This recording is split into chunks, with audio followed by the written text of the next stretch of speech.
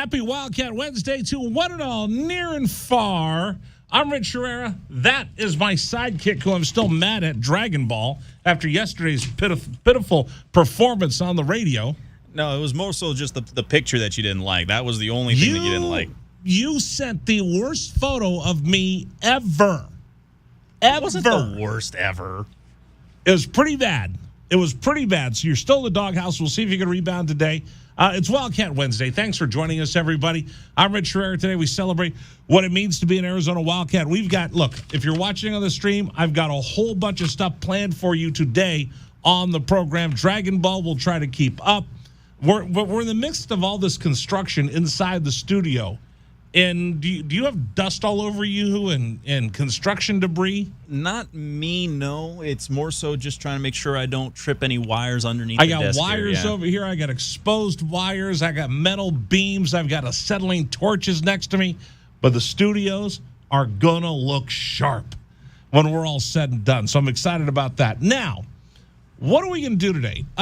We were going to do our normal Wildcat Wednesday, but we have a special surprise for you. The Arizona men's golf team went where? To Texas A&M, right? Bryant, Texas. And weren't supposed to do very well. Don't tell that to Jim Anderson of the Arizona Wildcats. They won the whole darn thing. It's official. Arizona wins the Texas A&M Regional. He's going to join us coming up this hour. So we're shooting around 3:15, 3:30 for him to call into the program. So our normal Wildcat Wednesday where we catch up with a Letterman and talk about his career and everything at the University of Arizona, we're going to put that on hold to make sure that we catch Jim as he's going through TSA and getting on the plane, coming back with that big old sign that says ticket punched. They're going on to the next round of the NCAA golf event. So we'll have that for you coming up. The voice of the Arizona Wildcats, Brian Jeffries, will also stop by and join us here on the program. And I got a whole bunch of stuff that I want to get to. So, Dragon Ball, are you ready for the list? Are you ready to go through everything that I want to talk about on the program today? I am ready to go.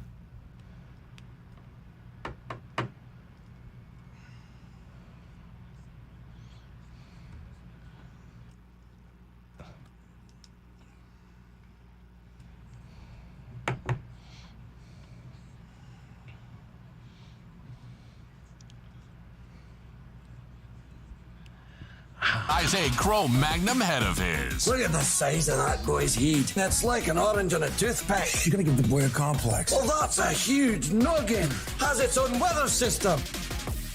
That's because this size 8 head has all kinds of things bouncing around in it today as we get ready for the program. First of all, number one thing on my mind today, hoorah, hoorah, hoorah. Hip, hip, hooray for the commissioner of the Pac-12. Breaking news coming down the pike. The commissioner of the Pac-12 is going to do something about the Pac-12's lack of success in college football. George Kliavkoff, our new commissioner. I love him. I got a man crush on him, folks. So should you. Why? Because he gets it. Because he cares. Because he's going to do something about the Pac-12 being rolled over, run over, kicked under, whatever you want to call it, by the last commissioner. Today, the Pac-12 announced after the NCAA took away all the restrictions on who could play in the title games of each conference. The Pac-12 was at the forefront of this, going, you know what? Hey, listen, if I've got a team in the North and they're really, really good in the top 10, and I've got a team in the South and they suck, and I got to have those two play in my conference final, what if my sucky team beats my good team, and now I don't get a chance to go to the college football playoff? Stupid things that we've done in our conference like that under Larry Scott are no more under George Kliavkoff. George Kliavkoff says no more, no moss to this. Yeah, we're going to have a North Division, we're going to have a South Division, but we're not going to do any more of this nonsense of the best team for the North playing the best team for the South, because the two best teams for the Pac-12 might be the two teams in the South, or they might be the two teams in the North. Either way, it gets in the way of you trying to figure out how you can help your team get into the college football playoff. So guess what? George Kliavkoff has absolved us of all of that. George Kliavkoff has absolved us all of this. So now, starting this year, the Pac-12 will still have a North Division. We'll have a South Division. But from now on, the team with the best record in the conference will play the team with the second best record in the conference. Genius from George Kliavkoff. Why couldn't we have thought of that before? Other things rattling around this big old head of mine. I just told you, Arizona Golf kicks butt. They win the regional, Texas A&M. Now, why is this a big deal? Because when they played in the Pac-12 tournament, they were not good. They were not good at all. They were not good at all. But they go out and they win the regional down in Texas. Jim Anderson joins us in just a second. All right, this one's going to interest Dragon Ball. Can I just say this right now? The Suns are George Costanza. They are pathetic. The Suns, and we're going to talk about this in the program, sent a letter to their fans. Dragon Ball, what do they do? They sent a letter saying that they apologize for their showing. Lo siento mucho, Suns fans. Lo siento mucho. We suck. We got to Game 7. We got beat on our own court, and it's so bad. I'm going to send you a letter telling you, I'm so sorry. I haven't seen a beta move like this in a long time. Come on, son. How can you be a Suns fan today, walking around proudly wearing your Suns gear, if they sent out a letter saying, I'm sorry, we choked? Especially when this has already happened to you. In the league this year, Doncic right there, 27 points from Luka. In the first half, my man. Maybe they should send a note to everybody. I'm sorry, we suck. Hey, what else do I got going on tonight? What else is rattling around in this big old head of mine? How about this? How about the Dubs getting ready to roll tonight against the aforementioned Luka Doncic and the Mavs? And here they are in a dogfight.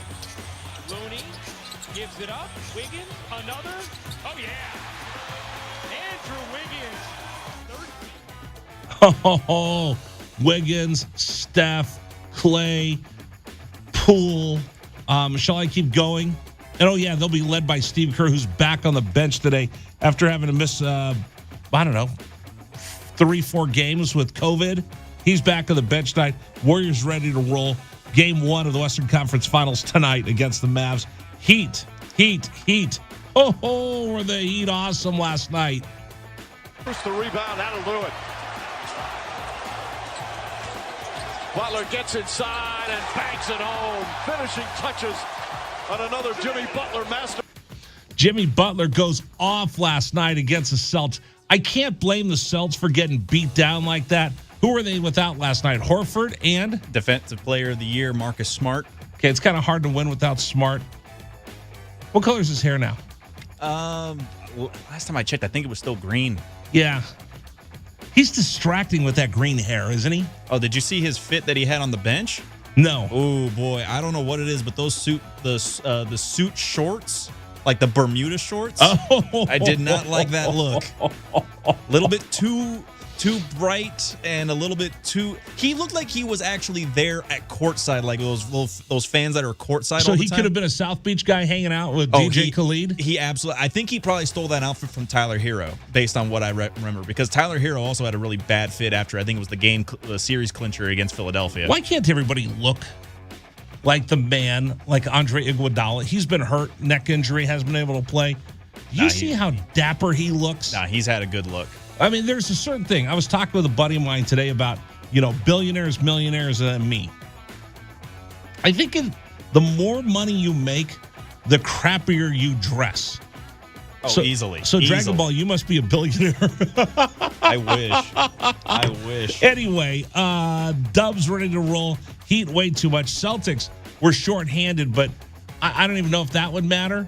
but I do have to give it up because they gave it their best. They were okay at the half, and then the Heat just blow them off in the second half, blow them out, and get after it and take them down. By the time they get Horford back and Smart back, it might be too late. You might be already looking at the Eastern Conference champion, Miami Heat, and we'll see whether they'll play the Dubs or the Mavs in the NBA Finals. And finally, the PGA Championships start tomorrow. You know who's going to be there?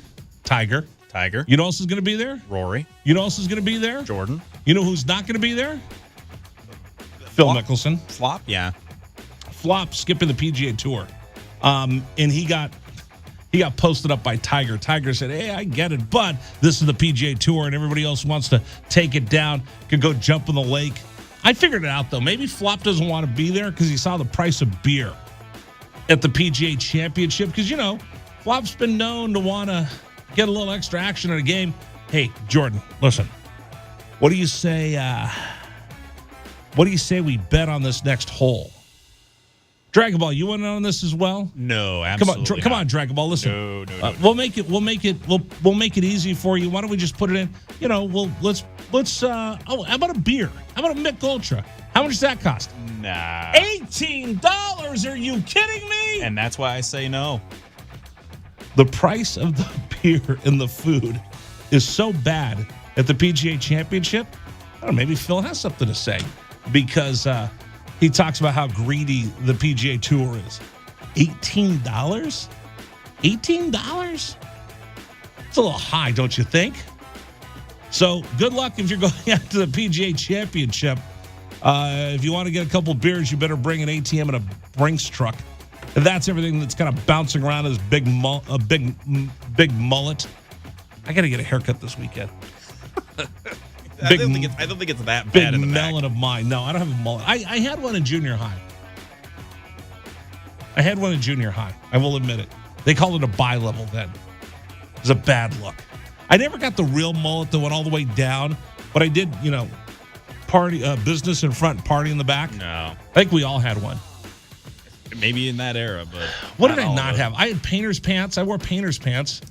You know what I did not wear? What? I did not wear a members only jacket. Oh, but those were cool. I will admit those were cool. A members only jacket? Nah, I couldn't go that far. I didn't wear parachute pants either, but I did wear painter's pants, and they were cool. Anyway, that's what's going on inside my big old head today. Coming up on the program, we're going to hear what Jim Anderson has to say after Arizona advances in the NCAA golf regionals. They win the regional down in Texas. We'll talk about how he got his team to turn it around after playing so miserably in the Pac-12 tournament. Now, they're advancing on. Punch your ticket. Go on to the next round for Arizona men's golf. Also, a little bit later, Brian Jeffries is going to join us. And, Dragon Ball, I'll just tell everybody right now, the big story, of course, coming up is the PGA Championship, especially without Phil Mickelson being there, the defending champion. And now all the other PGA golfers are taking their shots to him. Why is he not there? Because of the book that's written by Alan Shipnuck. Now, Alan's going on his book tour. He's signing autographs. He's going on all the major radio shows. I mean, every major radio show in America will have Alan Shipnuck. You know the first station he was on? Ours. 1290. We will have our exclusive conversation with the author of the unauthorized biography of Phil Mickelson that is absolutely, dude, he's in hiding right now. Nobody knows where he is. He's on a desert island somewhere. A little bit later in the program, we had a 2-part interview with Alan Shipnuck last week. In case you missed it, that'll be the Wildcat replay for today. So all of that coming up here on the Rich Herrera Radio Show. Hey, real quick, I got to tell you, I got lots of stuff I was supposed to tell you. Today's program is brought to you by our friends at Blue Moon Belgium White. Thanks to them for sponsoring today's program. Hey, why is beer so expensive when you go to the ballpark? I'll tell you about that next here at 1290.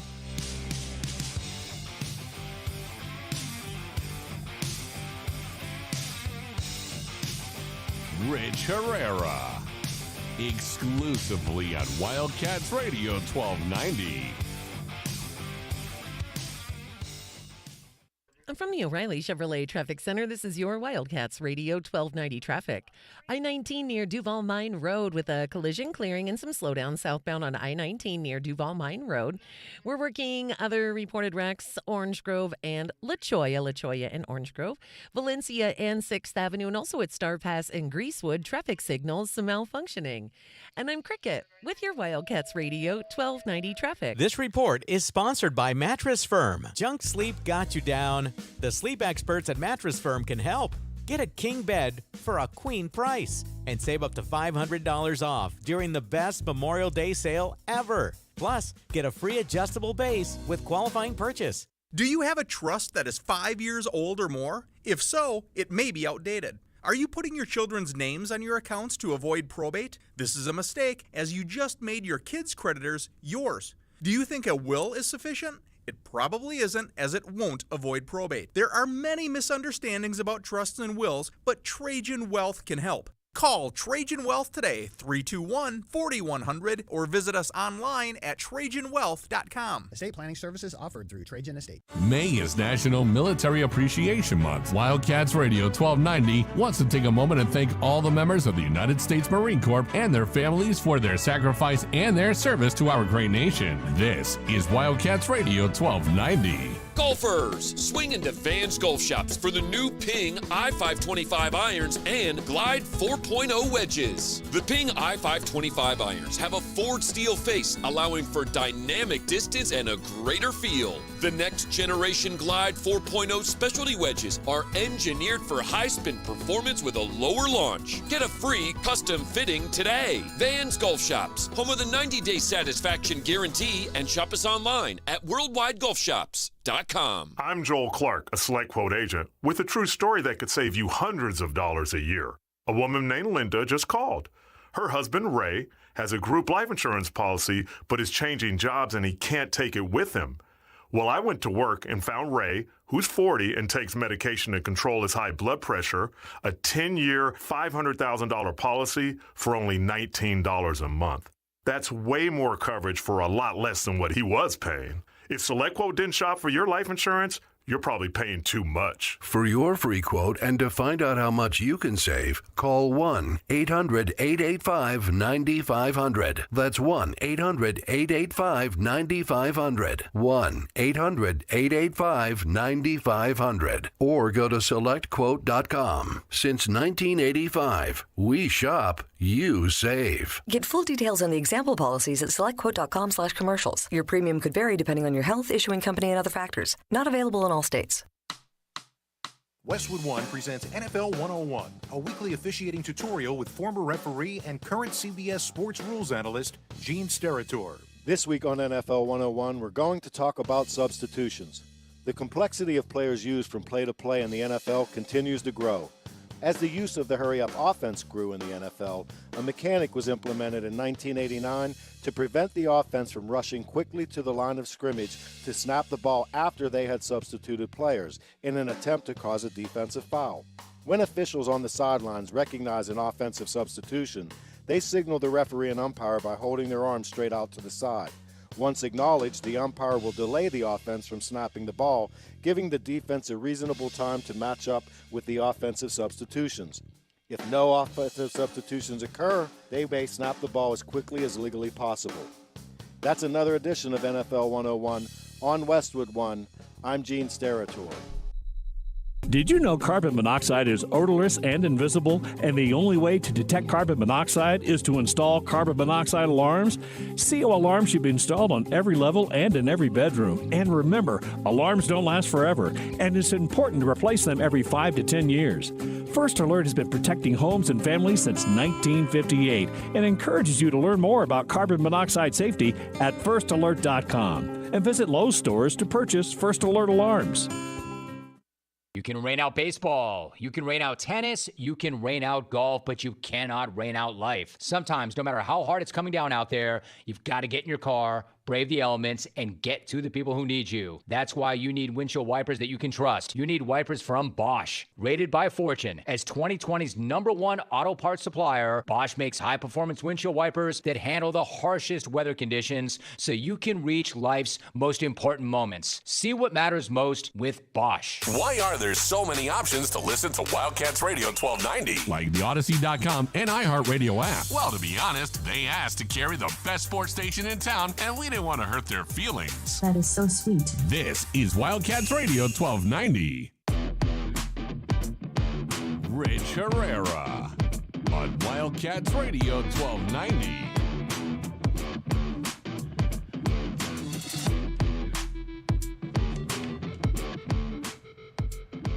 Today's program is brought to you by Trajan Wealth, 321-4100, 321-4100, or go to TrajanWealth.com, TRAJAN Wealth.com. You know what? It doesn't matter how much money you make in your life. It really doesn't. Like I said, I was talking to a buddy of mine about the difference between millionaires and billionaires. Whatever you make, you want to take care of. You want to make it last as long as it can. You want to make it work for you when it's all said and done. In order to do that, you have to work hard at protecting your money. And that's what the folks at Trajan Wealth do. They work hard to help you protect your money and grow your investments. They're fiduciaries. They're on the same page as you are because they're invested in you. A fiduciary doesn't get a commission to sell you anything, no.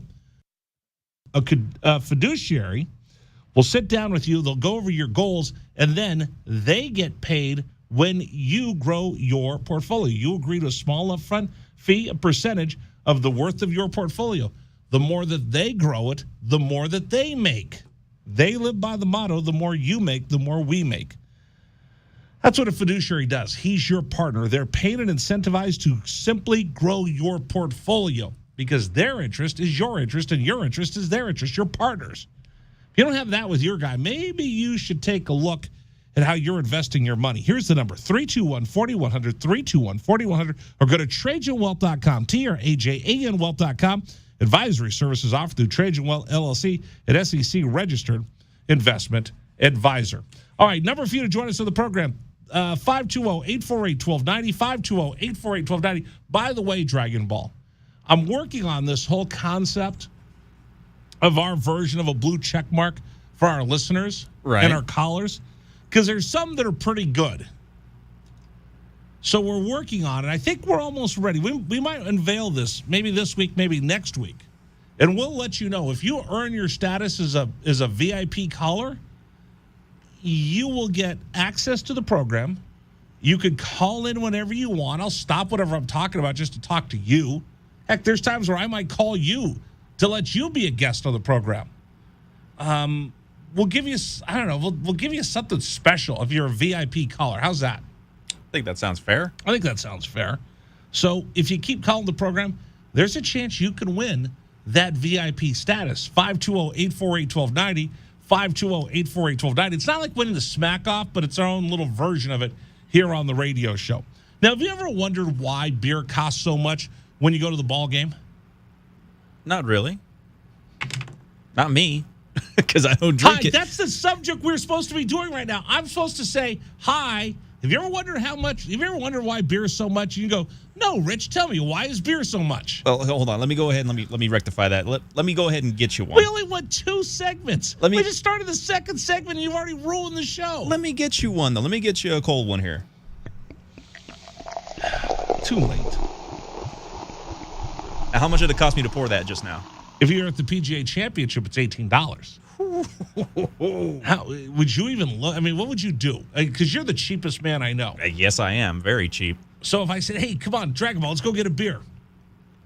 I got the first one. You got the second one. What would you say? I'd say, guess what? There's not going to be a second one. So you wouldn't spend $36 for 2 beers? No. Have you ever wondered why beer costs so much, though? Why does it cost so much? I don't know. I was going to tell you, but now you just... I imagine it has something to do with hops and... No. The well, do you remember when? Do you remember when Artie Moreno bought Artie Moreno, Arizona Wildcat alum, right? Went to school here, started his business here, became a billionaire because of the businesses that he started in Tucson, Arizona. Right. Yes, absolutely. You know, when he took over the Angels, he goes, "Hey, you know what? I was here, I was walking around looking at the menus. Beer's expensive. Can I lower the price of beer?" And they looked at him and go, "Oh, Mr. Moreno, there's a reason why we do all the stuff that we do, Mr. Moreno. I mean, there's a lot of things that they do in Major League Baseball, Mr. Moreno." He goes, "Well, but can I?" And they go, "Well, Mr. Moreno, you are the owner." "Okay, great. You know what? I'm lowering the price of beer." Baseball fans loved him after that. And I was just going to give this to you because there's the big story today is how much the price of beer is at the PGA Championship. Every talk show in America has talked about it. Seriously, I was going to explain to people why the cost of beer was so much. The cost of beer is so much because teams double dip the cost of beer. The profit margin is double dipped. Not a lot of people know this. You go to a Diamondback game. How much are you paying for beer? $15, let's say. $16. I don't know what a beer cost at a Diamondback game, but let's say that's what it cost.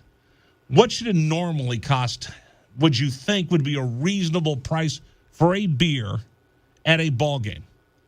Probably somewhere maybe $10, maybe $12 at the most. So why is it $15, $16, $17, $18? Well, the real reason why it's $15, $16, $17, $18 is there's a hard cost for it. So whatever the cost per beer is. And then on top of that, businesses are allowed to make money on top of that because they got to pay. They got to pay for the labor. They got to pay for the storage. They got to pay for serving it. All the overhead that goes on top of that. But then what happens on top of that is the general concessionaire will take his money off the top of that. And then on top of that, they have to take extra money on top of the team. So it's almost like you're paying double. You're paying double the overhead of the beer. Once you explain it that way, it makes a little bit more sense. Anyway, enough of my beer talk. I need to get. We need to go out to our guest hotline. Okay, so Jim Anderson is calling in right now. Let me set this up for you. Jim Anderson's a really good friend of this program. I follow Arizona Golf. We got lucky enough to go out there and broadcast from Tucson Country Club to begin the season. His team's had some ups and downs. They go into the Pac-12 tournament, poised to have a good run. Does it turn out that way? People are like, oh, well, maybe this isn't the year for Arizona Golf. They go out to Texas A&M, and they crushed it. They crushed the competition. Everybody else is going, well, maybe it's going to be an okay year for Arizona Golf. No. Jim Anderson and his troops rallied, and they crushed it out in Texas. Let's welcome Jim Anderson onto the program. He's our guest here on Wildcats Radio 1290. First of all, let me be the first in town to tell you, Jim, congratulations on the run and punching your ticket to the next round of the NCAAs in men's golf. Thank you for joining us today. Hi, Rich. Yeah, thanks for having me. We're definitely excited about the outcome this week and can't wait to look ahead, too. So thanks for having me on. Appreciate it. All right, so let's run through the season for those that shame on them for not paying attention to Arizona Golf. Talk about the regular season you had and talk about where you were when we started getting into the Pac-12 tournament and then going down to Texas. Yeah, well, we've had a great year, really. I mean, golf is a game of ups and downs, and it was a little bit of feast or famine at times. And some two finishes, top, second and third on the road in the fall. Played pretty solid at our home tournament in March too, the second event. So we've had a good season. I know, in the intro too, you talked a little bit about the Pac-12 is not going as well for us, which we knew that coming into this tournament. But I think the thing that we've done is we've gotten better as a unit, and our experience at the top has really carried us a long way. And we had a complete showing for the team this week, which is something we've talked about all along as a strength of our team. And we were fortunate to get the opportunity to play in some heat here in Texas. And I think that bodes well for our team right now. We're very comfortable playing in the hot temps. And some of those trips we took earlier this year were to some climates that were a little different. And I think it's going to make us a better team. But as it goes, the championships are played in the heat. And now we get to get ready for the national championship. Jim, you told me, and you've taught me this, one of the lessons is that you have to remember when you get into crunch time is you're better prepared than you really think you are. Take a step back, understand you're more prepared than you give yourself credit for. Once you take that little breath, you kind of think about it for a second. Go, okay, you know what? I got this. Talk to us about the approach that you took going into the regionals, and I know that's one of the things that you preach for Arizona Golf. Just understand you are prepared and you can do this. Yeah, absolutely. And I think in the moment, I'm kind of moving back in time to the regular season. In the moment, every single tournament we play in is a big deal, and it is a big tournament, and the outcome desired is to win. But the reality is how you played in January or February has no real bearing on the rest of your season once you get to a regional championship, for example. And, I think that experience is something that we can reflect on as a team, our players can reflect on as individuals. And, we talked about that this week, and we built a game plan, did some research on the course. We were lucky that a few of us had seen the golf course prior, so we felt good about telling the guys, listen, here, this is a 3-shot par 5, or this is a 2-shot par 5. Here, this par 3, let's make sure we keep it fat side, or this one we can attack. So that game plan that we put in was really sound, and I think a lot of the experience picked up throughout the year. And quite frankly, we got some great players on our team who have played high-level competitive golf for a long time. They can rely on that experience and have confidence in their ability to execute, especially with a sound game plan in big tournaments. And we really did a good job this week of trying to take it step by step and not talking about advancing to the national championship on Monday, because you couldn't. It wasn't until Wednesday was that decided. And, really trying to deconstruct the challenge and just take it, one stroke at a time, literally and figuratively. Walk me back through the scouting and the preparation and how you go about that, because I never really thought about that. If you're going to play at a PGA event, you play in a Pro-Am, so you kind of figure out, get the lay of the course, and you get a little opportunity to walk it. How much do you get a chance to walk these courses, scout them out? How do you disseminate that information to your golfers? How much extra work can you put in to make a difference when it gets to the Wednesday and you're looking to punch your ticket to the championships? Well, a golfer has an uncanny ability of remembering holes and shots. So, for myself and our assistant coach, James Vargas, we'd been here with teams before, and I coached here for 3 years. So I was very familiar with the golf course, and, relaying that confidence and relaying the game plan to the players was something that's part of our job every week. I think it's just easier for the coaches because we've actually experienced it as opposed to talking about it. I do want to shout out our assistant coach, James Vargas, because he did just an amazing job with some of the technologies and all of the things that go with advancing sports. He's, done a really good job with using Google Maps and some tools to measure how far we can hit shots off of tees to give us the widest fairways. Also, just game planning into greens based on, projected hole locations. So he did a really, really good job. He was prepared for our practice round, and that allowed our team to stand there with some images even in hand to say, look, if you hit driver at this American flag here, for example, it might have been in someone's backyard, then you have 30 yards left or 30 yards right. And I think when you can give a player that kind of confidence, it allows them to focus on the one thing that they need to be thinking about in that situation is the target. Lets them make a free swing, and quite honestly, 9 times out of 10, or maybe more like 9.8 times out of 10, when they make a free swing, the ball's in a really good spot. So that's our job as coaches, to get them prepared and have them feeling confident going into any given tournament. Okay, Clown question. When you guys take your practice round, does the whole team walk the course together, play the course together, or do you guys split into groups?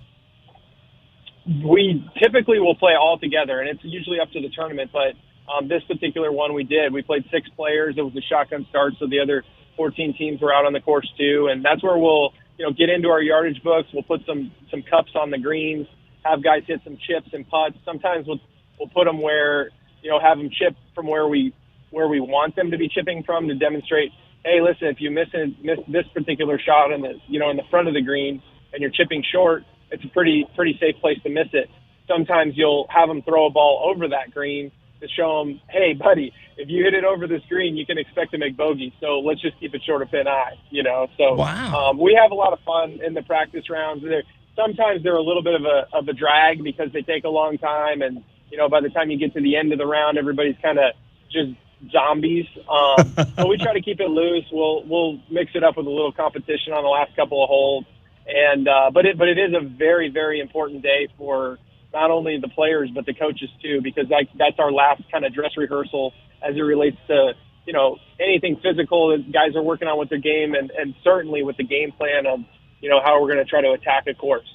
Jim Anderson, Arizona men's golf coach, joining us here on Wildcats Radio 1290. All right, we talked about the preparation. Take us through each day of this tournament and the highlights of the guys that stepped up that made all this possible to punch your ticket to the next round. Well, I think the highlight as a team, we opened up with an awesome round to get us started in a great way. We shot 12 under and backed it up the next day with another under par round, and then today just continued our solid play. Chase was our leader individually. He finished second overall and played just some real steady golf. Christian Banke's been a rock star in our lineup and our best player for the entire season. He didn't have his best stuff today, but 70 and a 68 to open up. So those two guys have really carried a lot of the weight for our team for the year. But as I mentioned earlier, we had a complete team effort, and I definitely want to shout out Johnny Walker and Sam Summerhauser, who have played every tournament this semester. But we did welcome one player this week too, Chaz Aurelia, who hasn't traveled with us yet. Played some great golf to get ready for regionals, and really stepped up in a big way, shooting under par in round 2 and even par in round 3. So those 2 rounds especially really kind of made it to where the rest of the team could just play their game and put us in a great spot to have a chance to win, and sure enough, it was enough. That is awesome. All right.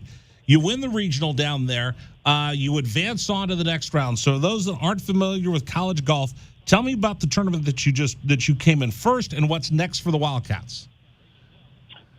So there's 81 teams. There's a lot of automatic qualifiers, but 81 teams via either winning their conference championship or an at-large bid make it to these 6 different regional sites. And out of these 6 regional sites, 5 teams advance out. So there were 14 teams at our regional, and 5 teams made it out. Of course, we won, so that's going to bode well for our seed come nationals time. Most of the time, your seed at nationals doesn't matter. It's not like we get to a 1 versus a 16 in the basketball tournament, for example. It just means that we will be in the field of 30 teams at Grayhawk come Friday of next week. I believe that's the 27th off the top of my head, Rick. 27th it is. So what'll happen? Yes, sir. So what'll happen now is 30 of the 29 other great programs are going to converge on Scottsdale, Arizona, and we'll play our practice round on the 26th to 30th, the Thursday. And then starting Friday the 27th, we will be assigned a tee time. I don't know for sure yet when, but it'll probably be either morning and afternoon or afternoon-morning wave for our team. And at that point, we're going to play 3 rounds of golf. We'll play Friday, Saturday, and Sunday. We'd love for any Arizona Wildcat fans either in Tucson to make the trip up. I know you have some listeners in Phoenix. Come on out and support the Wildcats. And we have a great golf community in Tucson, too. So everyone is welcome to come out to Grayhawk. And that's Friday, Saturday, Sunday. They will cut the field from 30 down to 15 for Monday's round. And on Monday, the field will cut from 15 down to 8 for match play on Tuesday. So we're going to tell the boys to pack a lot of shirts because we're ready to play in the desert, and look forward to playing in front of some of our home fans, too, up in Scottsdale at Grayhawk. How much of an advantage is it playing at a course that I think pretty much the Arizona Wildcats know is one of their own? It's a big advantage. Desert golf is something that it's definitely an acquired taste for some golfers, and our guys have really enjoyed and prospered in desert golf. Sometimes it takes a little bit of time for our freshmen to get adjusted to it, but the squad that we're bringing up there next week, they played a lot of desert golf and they love desert golf. So I definitely think us qualifying and getting a chance to play at Scottsdale, at Grayhawk rather, is going to bode well for our team. Now, it's going to be important for us not to get too much ahead of ourselves or make this bigger than it has to, because just like the regional, we want to just take it one step at a time. And it's going to be, getting our team ready with good practice, getting some reps in, try to simulate competition at home, after giving them a few days just to decompress after this trip. And then, really kind of hone in on our scoring shots. I'd like to see our wedge game sharpen up just a little bit. I think there's going to be a fair bit of wedge opportunity, and spin control is important because they're going to have firm and fast greens. And also, too, I think pace on the greens will be important because, at Greyhawk, there's definitely a few situations where you have to play a little bit away from the hole. And when you do, that's going to leave you a little bit longer putt. And, the golf course last year anyway, it really held up scoring-wise. I think it's very easy to show up at a course, especially in the desert, if you catch it on a day where there's no wind, to think, oh, this is easy. We're going to shoot 20 under, whatever the number might be. And I think the course holds up, and I think that the conditions will lend itself to, some opportunities to score, yes, but it's going to be important that we just execute the game plan very much the way we did this week, which was get the ball and play off the tee, put the ball in the green, and just par the course to death. So we'll make our birdies where we do, but it's kind of a little bit just making sure that we're not overly aggressive and unnecessarily reckless. So just to make sure that I understand this, our goal, once you get to Greyhawk on Friday the 27th, isn't necessarily to win. I mean, listen, coming in first would be great, but it's making sure that you advance on through the weekend and into Monday, correct? Yeah, that's fair to say. I mean, of course, the goal will be to win at the end, but there are some steps to doing that. And it's much the same as what we just experienced this week. We did win the tournament, and that was awesome because it was great to put our team in that position and great to execute down the stretch to win.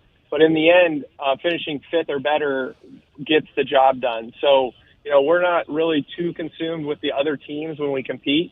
Not until the very, very end do we really kind of size it up. If we believe if we do the things that we do well and, stick to that game plan, make good free swings, putt well with good speed, then, the scoreboard will take care of itself. So, for us, doing those things will get us in the top 15, and then it will get us into the top 8, and then it becomes match play where the strategy will change a little bit, and that's going to be a good position for us to be come next Monday. How proud are you of these Wildcats? Oh, I'm so thrilled. The guys have worked really hard, and we've had great times together, having won our home tournament, seeing guys win individually. Christian earlier this year. And but we've also had some times where we've had to dig out and remind them how great they all are. So we're definitely excited about the opportunity to continue the season, and we'll definitely have the guys ready for one more go at this because it's been a fun team to coach, and certainly looking forward to finishing it off with a great week. And, of course, my influence by being out there at your first big tournament at Tucson Country Club, we don't need to go into great details about that, but you know how much I pull for you guys. You know how I'm proud of you guys. You know how much I love you and the program. I'm just thrilled for the opportunity for you to play in the championship tournament.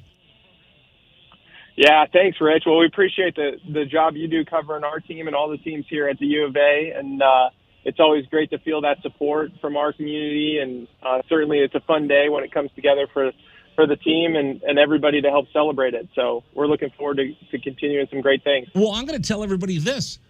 It's a great week. It's a 3-day weekend. It's an opportunity for Tucson to go invade Scottsdale because, Jim, we've got the National Championship Golf Tournament there, right?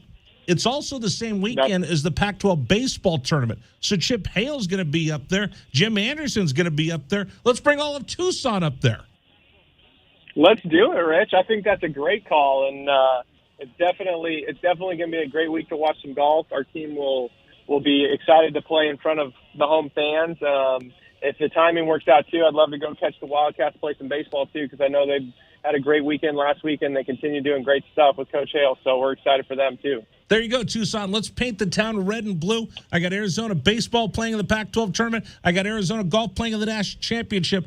Hey, get up to Scottsdale this week. Coming up next to support Chip Hale, Jim Anderson of the Arizona Wildcats. Hey, Jim, Again, I sent you a text. I just want to tell you on the air, buddy, how much I appreciate you, how proud I am of you and your golfers. What a great job you did. Can't wait to see you guys come home and then get after it in the desert next weekend at Scottsdale.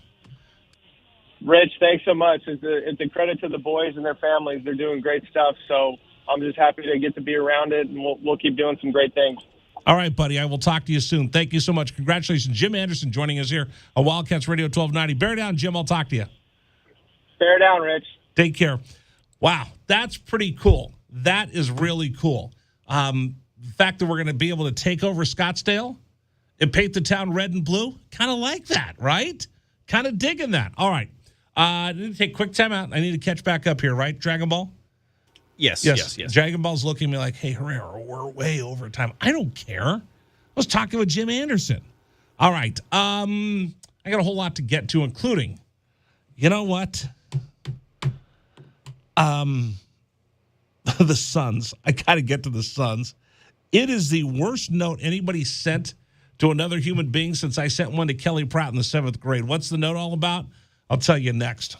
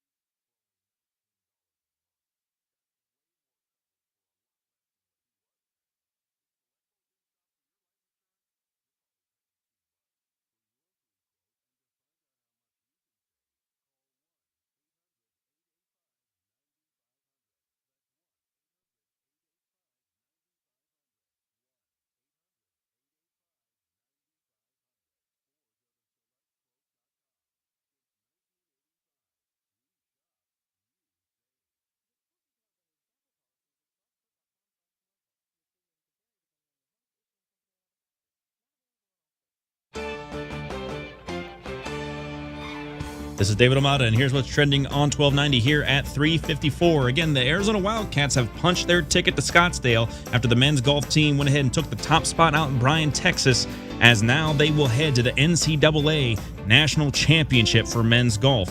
And Arizona just misses out on three-star corner out of Scottsdale and Cole Shivers as the Saguaro Star chooses Northwestern University over the Wildcats and Colorado for his commitment for the class of 2023. And more changes for the PGA Championship field after Bryson DeChambeau officially dropped out after his practice round due to his wrist injury still causing him pain. The United States men and women's soccer teams will now officially be paid equally after a new CBA deal now has the teams both splitting an equal share of the World Cup bonuses for the teams. And that's what's trending locally and nationally on 1290. Still more to come on the Rich Herrera Show. This is Wildcats Radio 1290.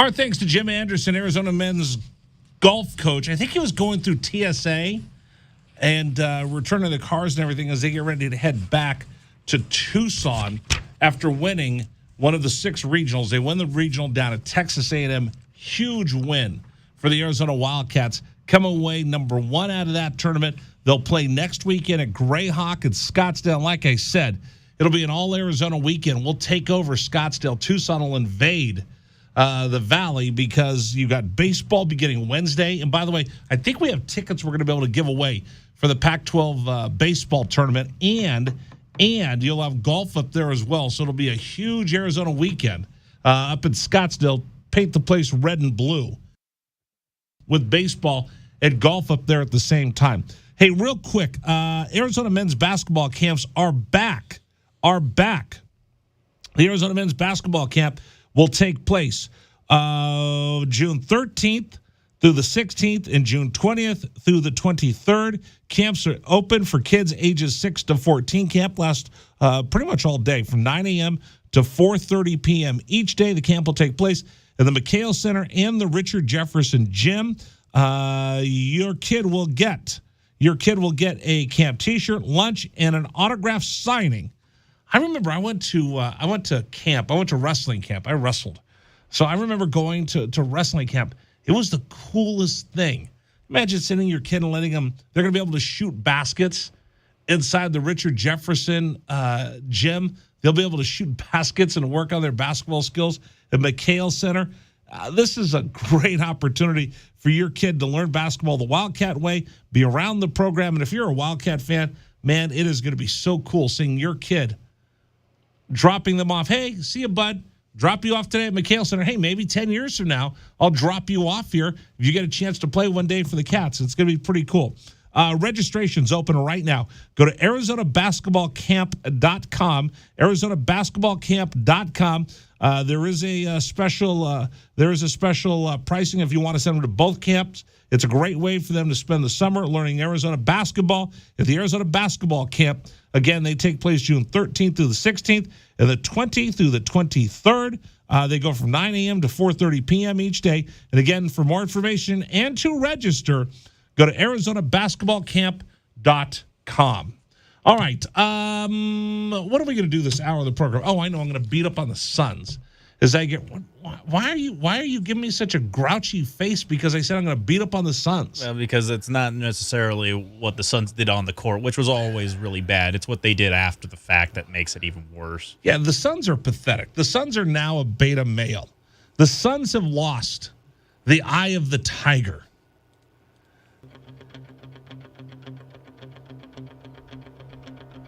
This was certainly not their theme today. Okay, just stop it. They don't deserve the eye of the tiger because they don't have it. No, they did not. If you haven't seen this story yet, this is the most pathetic thing I think I've seen in a long, long time. Like I said, this is the most pathetic letter sent to anybody or note sent to anybody since I sent one to Kelly Pratt in the 7th grade and she kicked me in the shins. That's pretty bad. It's pretty bad. I had no game then, and it's apparent that the Suns have no game now. The team sent out a letter to its fans. I'm not making this up. They sent out a letter saying, "Lo siento mucho, we suck." Well, not necessarily in those words, but they might as well have been. Right. What? You're so embarrassed you're sending out a letter to your fans? I'm sorry that we didn't show up to play Game 7 of the Western Conference Finals, and I'm going to send you a letter just to show you how bad I feel. What garbage is this? What's worse is that this has actually become a lot more common than it should be. From who? This was come on. You're going to tell me you don't remember the tweet that was sent out in 2019 from the Tampa Bay Lightning? What was that tweet? Oh my goodness. Okay. Listen, I don't sit and listen. I don't look at Twitter all day. I figured out that half of them are fake bots anyway. Okay, so this was a tweet that was sent out by the official Tampa Bay Lightning Twitter account back in 2019 when they lost I think it was in the first round when they were the Presidents. So the best team in the league, and they lose in the first round. The tweet read, We don't have any words, and we know you don't want to hear them. We understand your anger, your frustration. Yeah. Stop right there. Okay, so 2 wrongs don't make a right. What do the Suns send out to their fans to say, "Lo siento mucho, por favor"? Allow me to go ahead and read it to you, Go ahead and Rich. read it to me. Can I play the violin? No, hold on. I've got something better for you. Okay, go ahead. Today is a new day for Phoenix Suns fans. The work on next season is already underway. As employees, fans, partners, and PayPal 6-man members of the Phoenix Suns, you should be proud of what you have helped this team and our organization accomplish. For 3 straight seasons, we have been raising the bar on expectations and accomplishments that wouldn't have been possible without the incredible support from the best fans in the NBA, some of whom have been with us since the start in 1968. With greater success and expectation comes deeper disappointment. That's natural. Just know we all share in it, and our organization won't be satisfied until we bring an NBA championship to the Valley. We're in this together. We win together. We lose together. We fight together. And the only way we get better is together. Thank you for supporting us all season, and we look ahead to the start of a new chapter.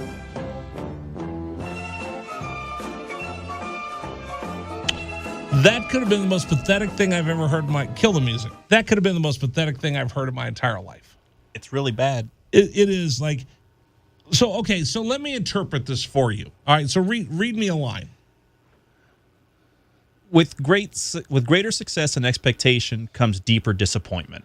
So good is the enemy of great. If you never shoot for great, if you just shoot for good, you'll never get great. We just shot for good and we got mediocre. Go on. Just know that we all share in it, and our organization won't be satisfied until we bring a championship to the Valley. So all the season ticket holders called and said, "I want my money back. I spent money for Game 7, and your guys didn't even show up. You suck." We're in this together. Yeah, you and me are in this together because I need you to go ahead and finish paying your season tickets for next season. I know you put your deposit down, but now it's time for you to pay for the rest of your season tickets. Please don't cancel because we're in this together. We win together. We lose together. We fight together. Yeah, I know we didn't show much fight, but I still really need your cash for your season tickets. The only way we get better is together. So please give me your money because I need to get that money to figure out how much money I'm going to give to DeAndre Ayton if he stays with the team. Thank you all for supporting us, and we look ahead to the start of a new chapter. Okay, let's stop talking about last year. I know we sucked in Game 7. You don't have to keep telling me about it. Go on. As employees, fans, partners, and the PayPal 6-man members of the Phoenix Suns, you should stop be right proud. There. Stop right there. Oh, go ahead, read that again. You should this is the classic line of this whole thing. As employees, fans, partners, and PayPal 6-man members of the Phoenix Suns, you should be proud of what you have helped this team and our organization accomplish. We got stuck with this PayPal thing, and every time we talk about the 6 men and season ticket holders, we got to mention their name by contract, and I'm kind of embarrassed that I'm writing this letter and I have to include a corporate sponsor because I completely sold my soul to the devil to make money to try to win a championship. All the people that work here, we're mad. You're mad. We're all mad. Everybody's upset that Chris Paul didn't score any points in the first half. So, You almost got to wonder if these teams are going to eventually be called the PayPal Phoenix Suns. 100%. Keep going. So, for 3 straight seasons, we have been raising the bar on expectations and accomplishments that wouldn't have been possible without the incredible support from the best fans of the NBA, some of whom have been with us since the start in 1968. Dude, what do you want from your money? We've given you a winning team for the last 3 years. Get off my back, especially you old people that are saying, I want to see the Suns win a championship before I die. Next. That's about it. That was everything. Is that it? Yeah, I went ahead and I started kind of halfway through the bottom, and then I worked my way back to the top of it. Huh? I started with just the greater success thing. That was like halfway through it, but I went back to the top because I figured you wanted to get in on the PayPal. I read the parts that were very, very cringe. What are you, the media? You're only going to give us part of the story? Well, no, I gave you're a member of the media. I gave you the parts that needed to be read. The media not giving us the full story, just giving us your spin on it. I gave you the parts that were needing to be read because they were very, very, very bad. What else What else was in there that you decided that you were going to edit? Well, just the first line. Today is a new day for the Phoenix Suns fans. The work on next season is already underway. That's literally the only part that hadn't been read up to this point. I thought maybe you just kind of dissected it in your own way because it's kind of an embarrassing letter that anybody would even write that. Well, you know what that letter is, don't you? You know why teams write that letter? It's an appeasement. It's an appeasement to the fans that are upset. No, it's not even that. It's people are threatening to cancel their season tickets. That's what it is. It's people that are threatening to cancel their season tickets because Aiden's done. Aiden ain't coming back to Phoenix. I'm stuck with Chris Paul, and Devin Booker didn't show up in Game 7. And the West has gotten tremendously better in the last 2 weeks, and I've got tremendously worse since Chris Paul turned 37. This is them writing a letter trying to buttress the season ticket holders revolting after such a horrible game. That's what it is. I've worked for teams before Dragon Ball. One of my jobs, I had to do this in Oakland, and I did this in Tampa Bay, is you send out your season ticket renewals, and you got to put a deposit down on it, right? Right. Hey, Suns fans. 2022 promises to be an amazing year for the Phoenix Suns. Get your season tickets now. Don't miss out on all the action at Footprint Arena. Put your deposit down now for 2022-2023 Suns basketball. So then they get to the point where, hey, season ticket holders, renewals are now available. Put your deposit down for season ticket next year to see the Suns as they take on the Lakers, the Warriors, the Mavericks, and all the best, and show that Phoenix is the place to be in the NBA. Ticket operators are standing by right now, or call your customer service rep. So then what happens is you put your money down, you get a customer service rep, you go around, you pick where your seats are going to be, or you look to upgrade your seats, and they work with you all the time. So as they're doing that, the fans will start interacting with their season ticket reps. And they get to be your counselor and your conduit to the team. So if you're not happy with something that happened, you call your season ticket rep, who's constantly calling you. They're constantly coming by your seat, saying you're okay. And then you're their conduit to the team. So come Monday, their ticket offices must have been barraged with people calling up, hey, that was garbage. You know what? I'm not getting my season tickets anymore. I cancel my season tickets. And so when did this come out? Yesterday? Yesterday afternoon? Yesterday night? This was tweeted out. Yeah, this was tweeted out on the 16th. So this was about 2 days ago. 2 days ago. They probably got beat up so bad by people calling up and saying, I'm not taking my tickets next year. They had to do something. So now we'll see how many people renew their season tickets after just that debacle. And the fact that you have to, you don't just, hey, listen, folks, we're just as mad as you are. We're going to work hard. Just own the darn thing. That's the biggest part of this. Again, I referenced the Tempe Lightning tweet of about 3 years ago. That is just a tweet. That is just the 180 characters that is allowed through a tweet. This was an image that they made into a letter that they sent out on their account. So they put way more work into this than even what the Lightning did when they were like, hey, we're sorry. And by the way, the tweets, everybody sends out the tweets. It's not like one person. It's a PR department will send out a tweet. This person will send out a tweet. Now, this would have to be approved by upper management. And the fact that they said, we're sorry, I'm sorry, you lost all credibility. If you send that out and you're having to apologize for your performance, I don't know. I think, and I was listening to this morning, a couple different talk show hosts nationally. I think the window's slammed shut on the Suns. I think you blow the whole thing up and start all over again. How do you go back and do this after getting that kind of beat down, knowing that everybody else is getting better? What are you going to do to get better?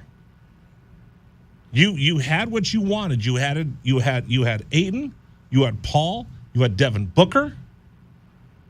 You had Jay Crowder. Mikal Bridges. You had everything that you needed. And you just imploded in that Game 7. With that implosion, you've given so much fire and power and energy and fuel to the Dallas Mavericks. I'm going to pull for the Warriors with every fiber of my being, but I wouldn't be surprised if the Mavs took that momentum and went on to the NBA Finals. And if they do that, are they going to feel? Are they going to feel something that gives them some kind of super confidence? You know the Warriors are better. You know that LeBron's going to do something to try to make the Lakers better. And you know the Memphis Grizzlies are going to be the hungriest team in the NBA next year after losing Ja Morant and losing to the Warriors. What are you going to do if you're the Suns? What are you going to do if you're the Suns? You are in trouble. You guys want to comment? 520-848-1290. 520-848-1290. The number for you to join us here on the program. I got more than I want to talk about this. Dragon Ball's working on an update. Warriors coming up at 6 o'clock tonight against the Dallas Mavericks. It should be Warriors and Suns, to be honest. You get Game 7 at your house and you can't put it away? Do you think Chris Paul's going to watch the game tonight? Oh, I doubt it. Do you think we'll see him tweeting at Shaq and Charles Barkley at halftime the way that LeBron James does? No, I don't see that happening. At least not tonight. Maybe later on in the series, but probably not tonight. Are the Suns done, and is DeAndre Ayton broken? I want to talk about that next. Number for you to join us, 520-848-1290. 520-848-1290. The number for you to join us. I'm Rich Herrera. That's Dragon Ball. He's got an update coming up at the bottom of the hour. This is Wildcats Radio 1290.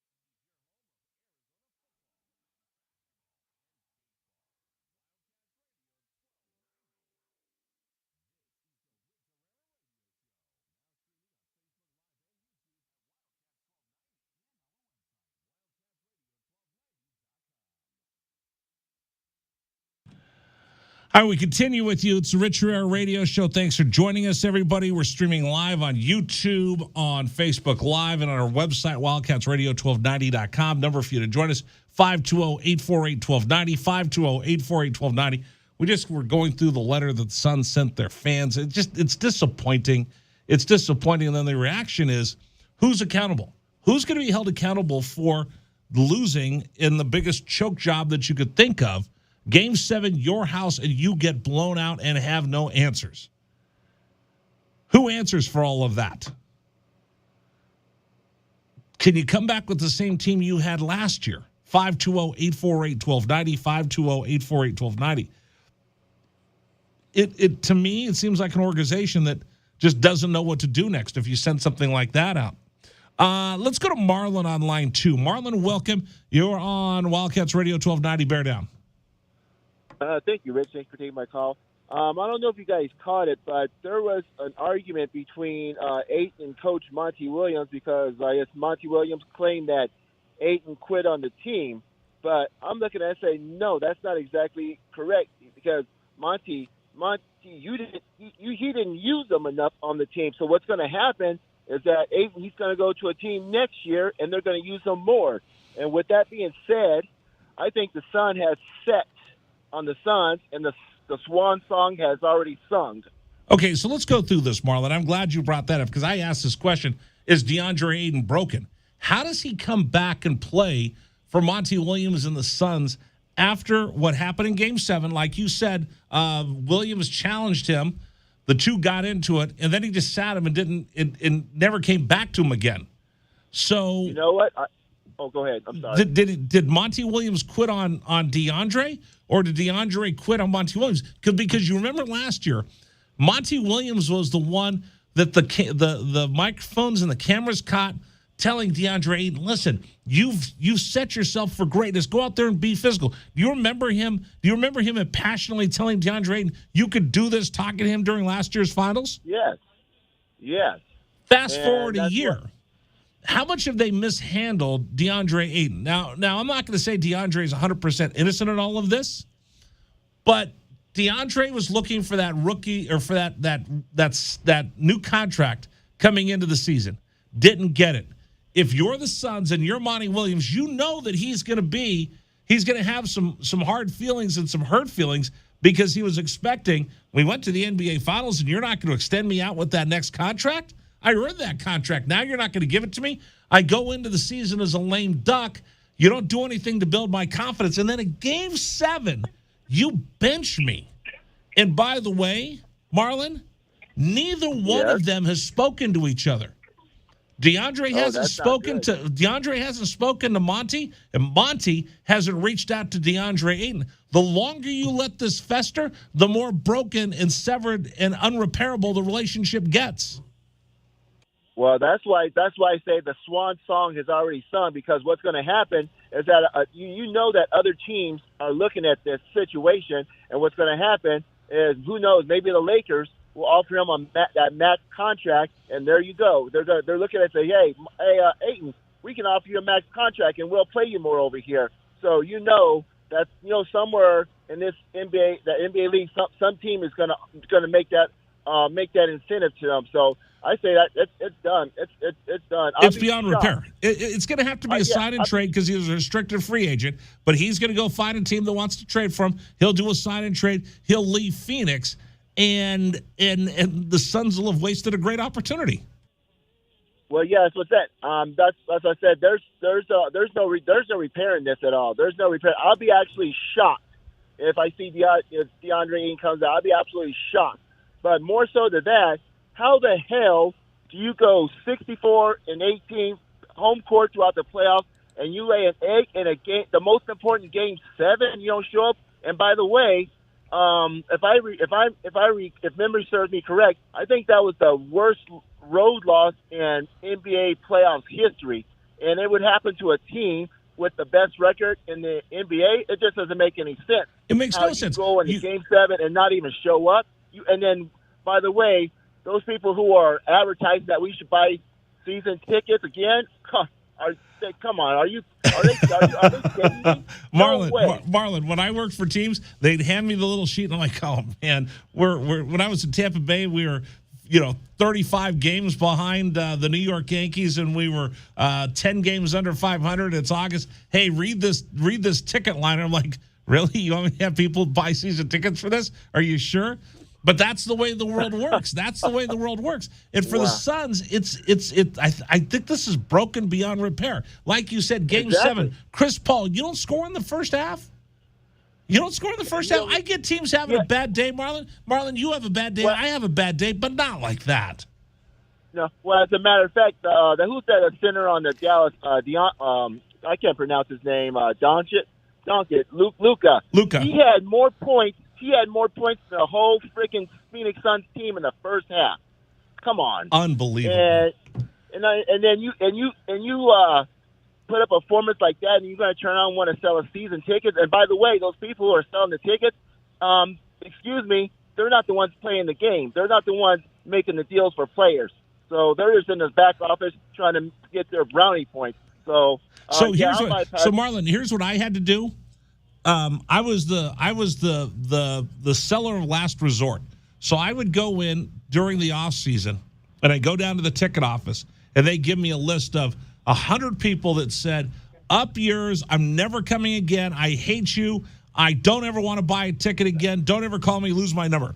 So because I was one of the broadcasters, and a couple people would recognize my voice if I called, I go, "Hey, this is Rich Rare. I'm one of the broadcasters for the Tampa Bay Rays, or I did this with the Oakland A's. Hey, listen, I saw you didn't renew your season tickets. I'm so sorry to hear that.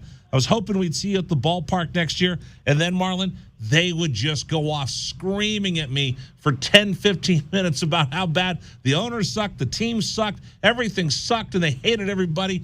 And then when they got done venting, I'm like, well, hey, if you want to come out to a game next year, I'll give you my email address. Just call and I'll leave you some tickets. I don't want to see you leave in the worst way. And about half those people, when they would get after they got done yelling at me, they go, "Well, I still like the team. Yeah, I'll take your tickets." And most of them renewed anyway. Oh, God forbid! what an absolute joke! That's the way it works. That's the way it works. What an absolute joke! Hey, Marlon, go ahead. Yeah, well, when you said the teams are getting better, you know what? Memphis, if they had Jay Morant or John Morant, I think they could have beaten Golden State. But I don't think Golden State. I don't think Golden State would have won Game 7 if they had to go back to Memphis. Right, but here's the thing: all these teams, all these other Western Conference teams, they're increasing, and while the Phoenix Suns are decreasing, I don't see no life after this year in Chris Paul. I just don't see no. I mean, look at last year. He had a critical turnover in the Milwaukee series. I think it was Game 6. Right. He had a critical turnover, and they could have won that game. And he did that more than once, and that basically cost him the series. And then here he goes again, lays an egg in Game 7, and there's no explanation. That's absolutely inexcusable. And as far as blame, I blame the coach Monty Williams because he should have put some urgency. Hey guys, this is Game 7. This is like a college. This is like the March Madness series. You got to win. You got to lay it all on the court. And Monty Williams, he didn't put no urgency in the team at all. So I definitely blame him for not having the team ready or not putting some type of method for them to be ready for it. I mean, come on, Game 7, and you're gonna let Dallas had a 46-point lead? Are you kidding me? They played worse at home than they did on the road. I am right there with you. Marlon, thanks for the call. Appreciate it. Marlon calls back again. He's going to get some VIP status. I'll tell you that right now. 520-848-1290. 520-848-1290. Program today brought to you by Blue Moon Belgium White. Inspired. Imagine in Belgium, crafted in Denver. Blue Moon Belgium White is one of the first Belgian-style wheat ales in the United States. Unfiltered wheat ale brewed with Valencia orange peel, which provides the subtle sweetness and a smooth finish. And the final touch, you put that iconic orange wheel garnish to help accentuate the citrus aroma in beer. Coming up tomorrow, because we don't have a show on Friday, coming up tomorrow, you can win a $25 gift card to run out and grab yourself some Blue Moon Belgium white. All right, coming up, we'll take more of your telephone calls. Dragon Ball, Rich Rare. Dragon Ball actually has an update coming up here on Wildcats Radio 1290.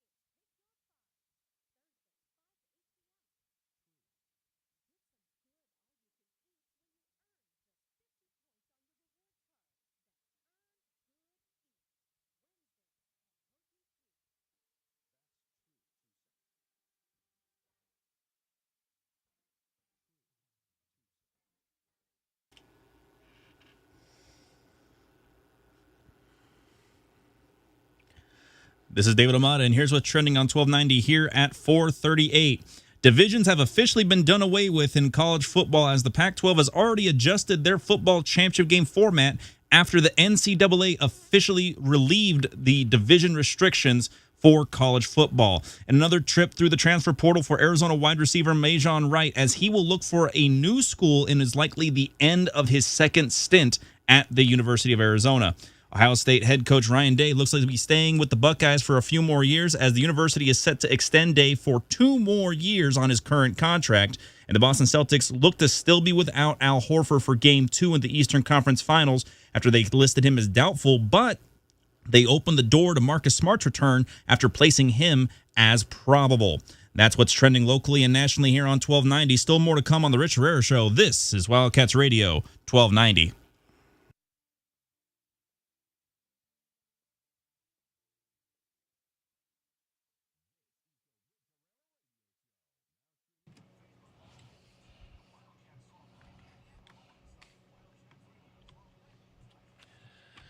Rich Herrera Radio Show rolls on.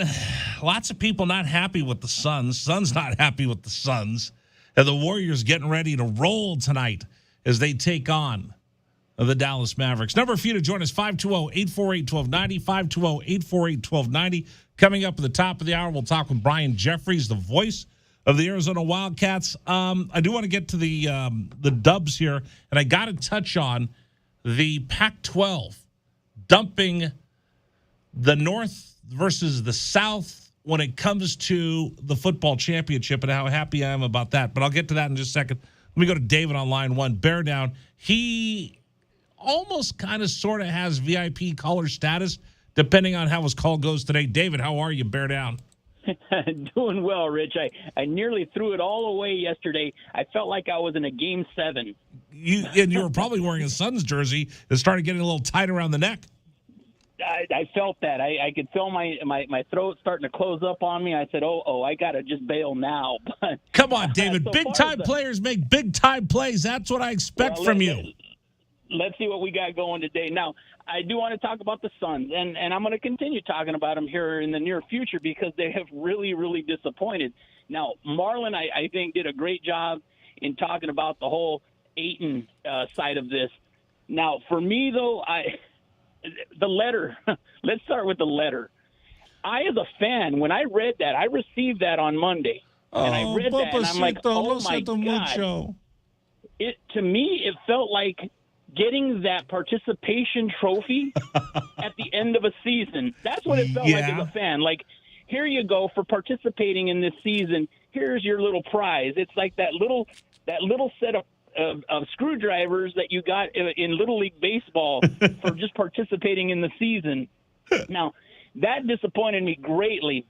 I do want to say that this letter is just another step in kind of the direction I see the Suns going in that they're the kinder, more gentle Phoenix Suns. And I really am scared with the direction this is going in. And for me, this stems back to something from last year, and I've told you this before, and I said it on Tuesday or on Monday that I love Monty Williams, the man, the person. He's a wonderful person, but as a coach, he's done some things that very suspect in terms of his coaching ability, at least at the highest level. It started for me last year when after the Suns, in essence, got swept by the Milwaukee Bucks in 4 games. After winning the first 2, he decides to, instead of hanging out with his team and commiserating with them after a loss, he goes to the winning locker room and congratulates their team and their coach. Horrible, horrible image. It's not what you need to be seen doing. Okay, hold on a second. Stop for just a second. Yes. It depends on what your stature in the game is. If you're one of the all-time greats, if you're the GOAT, okay? If you're Phil Jackson, if you're Pat Riley, if you're a guy who's got multiple rings and has been at the top and you see someone knock you off, then I think it's kind of a cool, classy thing to do when you're anointing, hey, listen, you know what, we've been on top. You guys are coming up. Congratulations. If you've never won anything, you don't know what it's like to taste champagne and hold the Larry O'Brien trophy, what the hell are you doing over there? this is exactly my point. He himself has not been there. The team definitely has not been there. He had no business doing that, at least from an image perspective. As a Suns fan, I was extremely disappointed with that. It was just bad. It was a bad image. And I think that it really did. It carried over to the team. And the team loves the man. But I think some of those players do question his abilities as a leader, at least at the highest level. Again, great regular season coach. He's proven to be that. But can he coach in the playoffs? Do you have that killer instinct? Do you have that killer instinct? I don't see him. I don't see him having that. How much dog do you have in you? Absolutely. I think that's it. And this team is moving in that direction where they're losing that. They're losing that fire, that desire to go out and at any cost win the game. And that Game 7 was just the epitome. It reached that lowest level, that trough that you hit when you're at your lowest level. This is recessionary level to its nth degree. The economics teacher and David's coming out here. All right, that's it. You've regained your status as a VIP caller. Let's make sure you keep working at it. All right. All right. Thank you, Rich. You have a wonderful day. All right. Thanks, brother. Talk to you. Let's go to Paul in Phoenix next. Paul, welcome. Bear down. Nice to hear you. Somebody called out yesterday like, hey, where's Paul in Phoenix? I want to hear what he has to say. Rich, bear down to you. How you doing, sir? Before I get into the Suns, I've got to say this, okay? Mm-hmm. Going on my 39th year as being a football season ticket holder down there in Tucson. I'm despondent. I'm upset. You need to talk me off the ledge. I think if you give me season tickets to the Sands Club, I'll come back. I keep begging Fred Harvey, because all the coaches get to go to the Sands Club. I tell Fred Harvey, hey, why don't you take me to the Sands Club? He goes, no, you know what? I know this barbecue place around the corner over here. You know what? Paul, I'm going to try to. I'm going to try to get you and I lunch at the Sands Club. That'd be great. You know, it's funny. When I ride the cat cruiser down there to the games on occasion, I ride with just a wonderful gentleman and his wife, and they sit in the Sands Club. And I just love his U of A knowledge. Far surpasses mine. He's wonderful to be with. But you know, anyway. So we'll Paul, hold on. We'll do that. By the way, that's what I used to have to do, Paul. When I had to call the season ticket holders and like, hey, well, why don't you come out to the game? I'd never come out to their game. How about you come out to the game and I'll take you to batting practice? Oh, never. How about I take you to the stadium club and batting practice to get you back to the ballpark? All right, I'll go. See, there you go.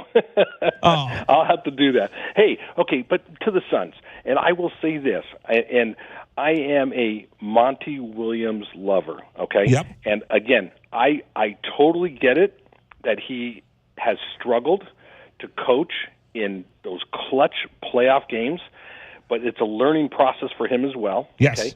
Monty's heart, I can't. He's what's good about the Phoenix Suns. Okay, there's a lot of good players, but Monty is what is really good about the Phoenix Suns. So let's keep that in mind. Okay, we're not going to just find another Monty Williams somewhere. Okay, so So you've heard me say this before, Paul. Yep. In order to get the real answers, you have to ask the uncomfortable questions. Okay. If I don't ask this, if I'm the ownership and I'm the general manager of the Suns and I don't ask this uncomfortable question, I'll really never know the answer. So my question today is Monty Williams the guy? Does he have the tools, the personality, and everything it's going to take to bring a championship back to Phoenix? How about not even just back? How about a championship to Phoenix? There you go. You know what, Rich? I'm telling you right now, yes, he is. Okay. Yes, he is. The problem with the Suns, besides the fact that they have some very young players at some very key positions, but they also, you and I both know, they have some old players at some key positions too. A Wildcat fan with DeAndre Ayton, there's a part of me that thinks it may be time to move on from him. Okay. Oh, it's 100%. He can't come back. After you bench him in Game 7 and the two haven't talked to each other since, and you didn't even give him his contract coming into the season, he's done. Exactly. And you know what? He may find a killer instinct somewhere else, But unfortunately, I think DeAndre's playing for his second contract. His second contract is going to be big regardless. It'll be more money than he'll ever have in his life, right? And God bless the young man, because the rumors up here in Phoenix were that DeAndre spent about 8 to 10 hours playing video games and only 2 hours sleeping at night. That's what's been going around here in Phoenix, okay? So there's a lot of talk like, where's the dedication? Where's his head at with this whole thing, okay? But the question is, who do you bring in? Who do you replace? Who wants to run with Chris Paul, okay? And some of the rumors I've heard, like, please, no. There's lots of no's out there. So, even Kevin Durant said, I'd run in Phoenix. Chris Paul. Please. LeBron James saying, it's like, no. It's almost like, I don't want it. If that's the case, I don't want it. And so, what do you do in a situation like that? You almost trade DeAndre for I don't know who you get who could. I think it has to be a sign and trade. I don't know how you bring him back after benching him. After they've gone, today's Wednesday, and I don't think they've spoken yet, is from the latest that we've heard. You haven't spoken to him after? You didn't speak to him after the ball game? Nope. Monty said they had it was a team meeting, and he spoke to all of everybody in the same room. But yeah, you're right. He has not spoken to DeAndre. What about this one? You're gonna think I'm crazy. It's not a apples for apples. There's a kid sitting on the bench in New Orleans who they would love to have him, but they also question his dedication to the game as well. Who's that? And that's Zion. Okay. Oof. Now, bear with me. Hold on. Okay. Hold on. Again, would New Orleans be crazy to give him up, or would the Suns be crazy to take him on and hit all his foot problems, all that nonsense, right? So you wonder where would that even be entertained? I mean, New Orleans was a pretty decent team without Zion, and they were a number 9 seed. Don't get me wrong, but they showed that they had playoff moxie. Right, and you know what they Zion. had? You know what they had is they had this big cloud over them. Is Zion going to be here? Is he not going to be here? Do I make the adjustments to run without him? But I better save room for him at the table. He was like the guy sitting at the dinner table, and we saved half the food for him, and he never ate it. So everybody else got a little less, and we kept being teased by him ready to go. Right. So don't you think New Orleans said, you know what? Phoenix is ready to part ways. We're ready to almost part ways. Let's part ways together, and we'll flop. And you know what? Well, if Chris Paul could throw alley-oops to Zion Williamson, right? You can't tell me that kid wouldn't be motivated. And Chris would say, my motivation on the Penn side, or Pell's side. Sorry, Pell's. I don't mean to say Pell's side. Pell's side is the Pelicans. You had it right. Do I finally give up on Zion? And if I do, I'm going to take a beating. So owners got to worry about season ticket holders. Business office is going to tell the general manager, we've been waiting for him and promising and all these players, and we've had his bubble, and we can't give him away for nothing. But really going to be tough for them to move on from them. Now, but you spin it that you have another big man coming in, a bigger guy coming in. Okay, but if I go straight up DeAndre Ayton versus Zion, can I really spin that? Can I really sell that? I don't know if I can sell that to people. The Suns are going to have to find a trade partner is what they have to do. This is right down your alley. You could go get a job with the Pelicans in their ticket office and talk to people. See, this goes full circle. I can do that. You got it. I'm pretty good at selling season tickets. I'll tell you that right now. Hey, so, Paul, how many games do you go to a year? Do you have friends you can sell? You can split your season tickets with. What's important to you? Value, or do you want seats real down low? Would you like to have an opportunity to come to some season ticket events? Can I give you an autographed baseball?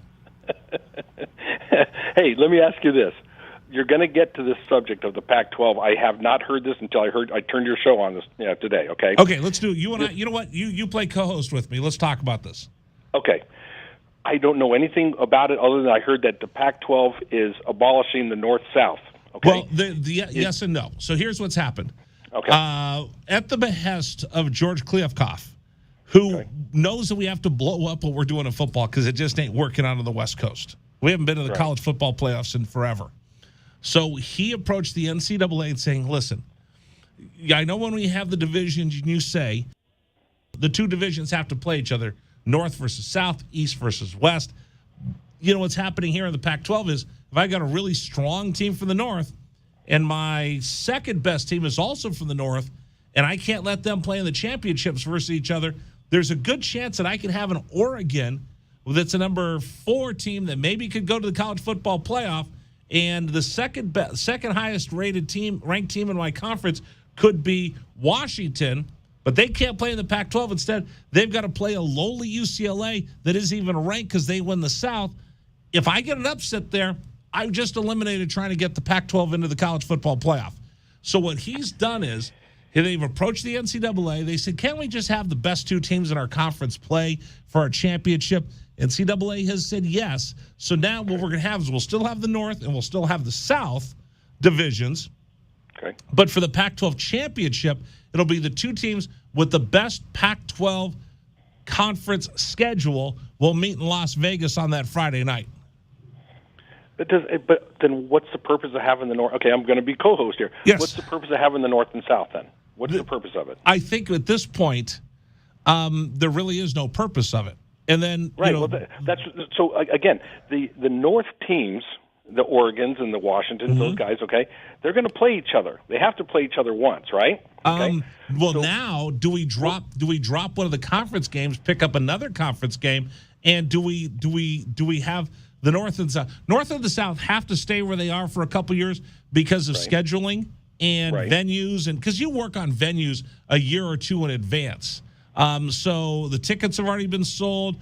Hotel reservations have already been made. I don't know if you know this, Paul.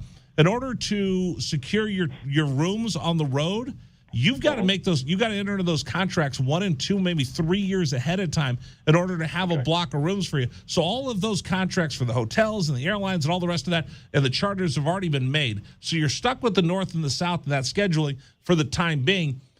Now, the college football playoff is going to get looked at again in 2 years.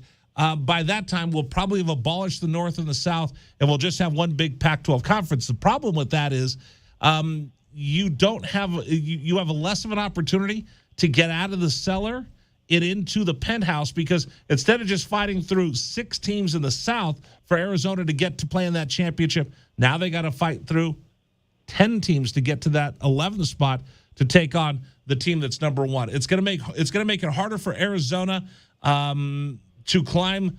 Instead of 6 teams, now they're going to climb 10 teams to play in that championship game. Exactly. So again, I love the challenge. Okay, don't get me wrong, but you want to be the man, you got to beat the man.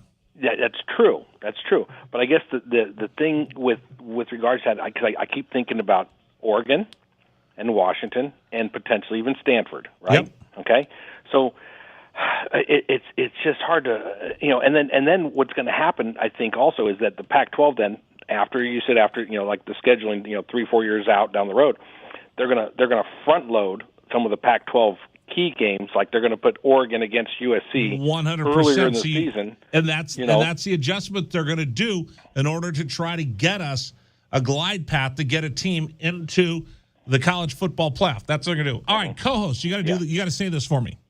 Yes, sir. You ready? Just repeat after me. Okay. All right, coming up next. We'll talk with the voice of the Arizona Wildcats. We will talk with the voice and the legend of the Arizona Wildcats. Dude's going to take my job. Brian Jeffries next here on 1290. Mr. Brian Jeffries. Thanks, Rich, and bear down. Bear down, thanks. Brian Jeffries is next. This is Wildcats Radio 1290.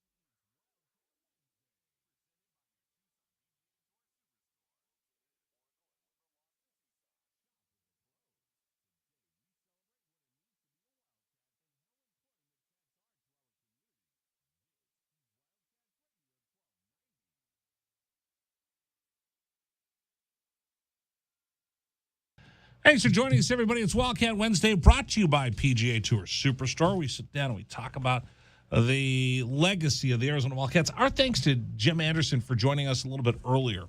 Cats go out to the regional at Texas A&M, win the whole darn thing. They advance to play next weekend at Grayhawk. It's going to be a heck of a weekend. You've got Arizona baseball up there for the Pac-12 tournament, which begins on Wednesday. Then you have Arizona golf up there. So I think we just paint the town red and blue. What do you say? Somebody's going to be up there as long as baseball's going on, and he'll be there for a long, long time. I'm hoping that he packs extra socks and extra shirts, and he's there through the end of the tournament as Brian Jeffries. He'll be calling the games at Oregon this weekend and then the Pac-12 tournament, and then we'll see where the Cats go once we get to the regionals. And he's joining us right now, the voice of the Arizona Wildcats, Brian Jeffries. Bear down, Brian. How are you? Bear down, Rich. How you doing? I am good. We just talked with Jim Anderson. I love Jim. Good guy, good coach, good teacher, good leader of young men, and to watch them bounce back after a less than stellar performance in the Pac-12 tournament, to watch them win the regional down at Texas A&M and advance on to Scottsdale. It's going to be a fun weekend for Wildcat fans up in Scottsdale next week. Yeah, I think they'll have Arizona and Arizona State will have a somewhat of an advantage, being that the climate is something that they're used to and that they've played the course before. So I think that'll be a great help. And, in terms of Jim, what I like most about him is that, he took over a legendary program and they had some down years, and he has stuck with it and slowly rebuilt that now into a national power again. And I give him all the credit in the world, because sometimes when you go through a few seasons where you're struggling, it gets depressing is the right word, but you push real hard. And I know he's worked extremely hard to get this program back where it is now. And so I say congratulations to him. Not just for winning down in Bryan, Texas, but just doing what he's been able to do. And that was an impressive win down there. I tell you what, to have 5 guys in the top 30 and to win, away from home like that, I think that says a lot. So they're going to be a tough out when they get to Scottsdale. Speaking of Scottsdale, you'll be up there. We'll see what time the Cats will play on that Wednesday. But, boy, we got to talk about the series. At High Corbett, the final regular home series of the season, Cats taking 2 of 3 against Oregon State, the number 1 team of the nation. Impressive outing for the Cats. What do you think was the catalyst for that? Well, a lot of it, I think, goes back to the loss on Friday night, Rich, when, they got beat 12-9, but I think 9 was the figure to look at. And when I got to the ballpark on Saturday, I just got the sense around the dugout that the guys felt that, hey, look, we put up 9 runs on the top team in the Pac-12, the number 1 defense in the nation, the number 1 pitching staff in the conference, and we scored 9 on them, even though we lost the game. And I just think that gave them some confidence and a boost of momentum. And then they came out and won the game. They got great pitching from Garrett Irvin as usual on Saturday, and that always is a big help. And then on Sunday, I feel like they kind of let it all loose on Sunday and went out and just had an outstanding offensive game. So it was big to win 2 out of 3. I think it was almost necessary, considering where they sat with their RPI and their strength of schedule and everything that goes into the analytics of getting into postseason play. They were teetering on the bubble there, but that definitely put them now over the top. And they still need to, I don't think it's clear sailing yet. I think they need to at least win a game up in Eugene and maybe 2 just to solidify where they want to be. But I think right now they're playing good baseball again. Their defense has been, 8 straight games without an error. Now, you got to go back a lot of years to find an Arizona team that's gone 8 straight games without an error. So the defense is doing well. The offense has got its rhythm back again. And, they still got some inconsistent pitching to deal with, but the depth that they have in the bullpen, I think, is key right now. And so I feel really good about where they are. Now they're facing the number 1 offense in the league this weekend, Rich. And so you go in the second best defense in the league. So you go from the best offense and the best defense and the best pitching staff, and now you go to the best offense and the second best defense. So the challenge never gets any easier. But I'm excited to see how the guys do against an Oregon team that's playing really well right now as well. Because like you said, Oregon is a good baseball program. They can swing it. And for them, this is their final tune-up before they'll follow the Wildcats back down here to Arizona as well. So for them, what's on the line? Well, I think they're kind of in the same situation the Wildcats are in right now. You just want to be playing your best at the end of the season. And they beat ASU 2 out of 3 in Phoenix last weekend. So they're feeling the same way the Wildcats are. They knocked off Gonzaga on Tuesday, and don't overlook that. Gonzaga is a top 25 program and climbing, a team that could very well host a regional. And so Oregon wins that game in Eugene last night. So I think that's very impressive right there. And like you said, they're top offense in the league. So they got some good things going on. I've known Mark Wasikowski for a long time, and he's a tremendous offensive coach. Here's one other little key, though, Rich, just to keep in mind. I mean, Arizona can hit the ball, too. They moved the fences in 10 feet up at PK Park during the offseason. So that somewhat might explain why Oregon has just set a season record for home runs. And Arizona can hit home runs, too. So, depending on the weather conditions, we could see some long balls this weekend. By the way, I've never been up to PK Park. I was just watching something on YouTube. They had just redone their whole baseball facility up there. What's that yard like? Well, it's a beautiful stadium, and, like a lot of things at Oregon, they poured a lot of money into it. Remember, they didn't have baseball for almost 30 years, and when they decided to bring the sport back again in 2009, and they hired George Horton, the outstanding Hall of Fame coach out of Cal State Fullerton, they had to put up a good facility, and as Oregon usually does, they built a beautiful ballpark. It really is. Now, it's got the artificial surface, which I'm never a fan of, but I know you've got to have that up in the Northwest.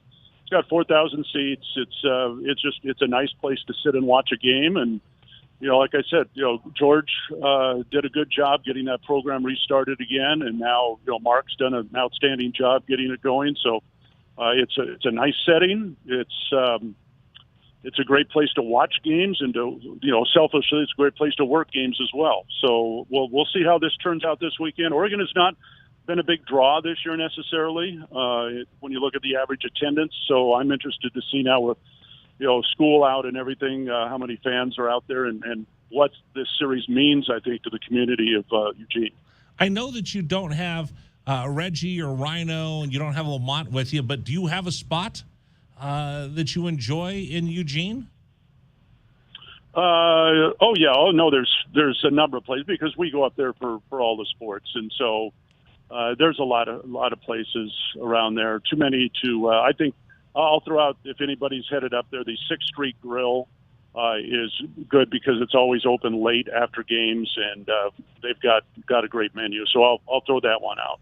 That's what Bruce Pascoe always mentions as well. We're talking with Brian Jeffries. Don't forget, Brian is moving his schedule up a little bit. He'll be on Thursday right after our show. Friday afternoon, we won't be doing a show because Arizona baseball starts at 4 o'clock.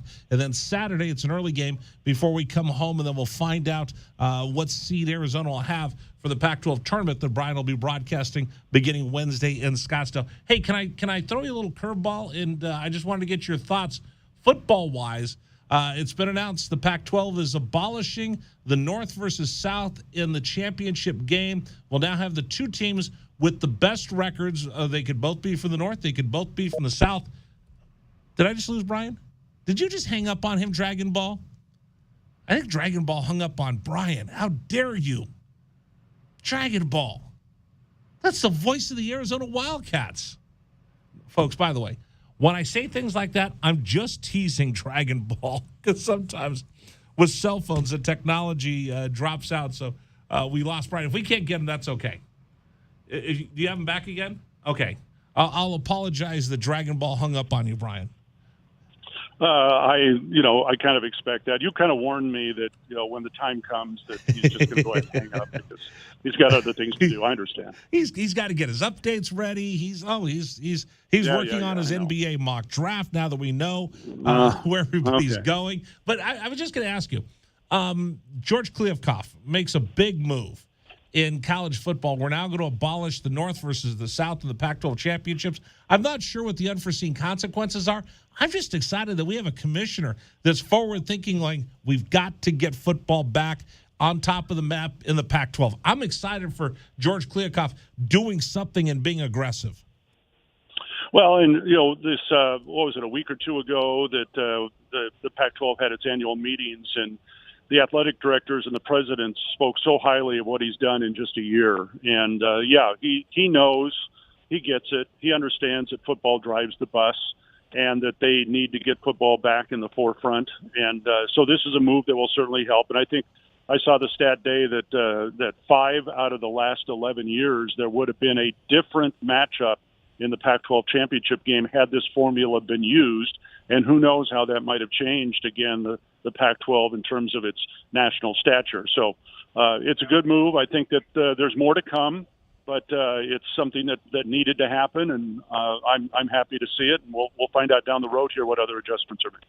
Well, Brian, I'm going to let you go. I know that you're up there and you're getting ready for the games and everything. I'll let you get ready to get back to it. Don't forget, Brian on the air Thursday night.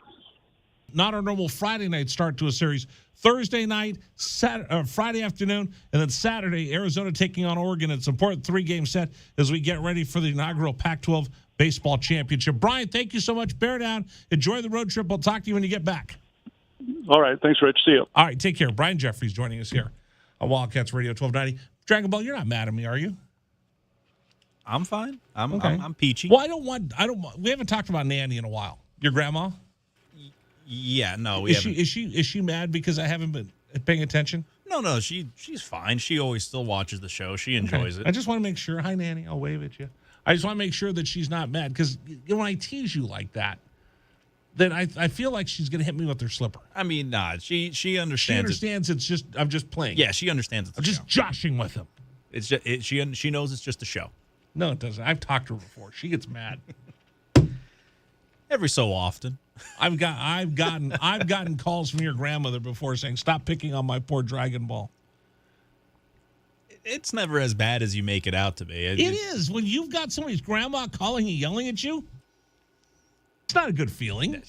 Grandmas are sweet and nice, and she's not nearly as mad as you. Leave my Dragon Ball alone. He's a sweet boy. She's not nearly as mad as you assume her to be. We'll see. All right. Coming up, the big story. Here's what I think the big stories of the day are. And a Wildcat Rewind today. I got a special interview. We did the first exclusive interview with Alan Shipnuck, who wrote the book, the unauthorized biography of Phil Mickelson that's forced him to miss the PGA. We're going to talk to him coming up.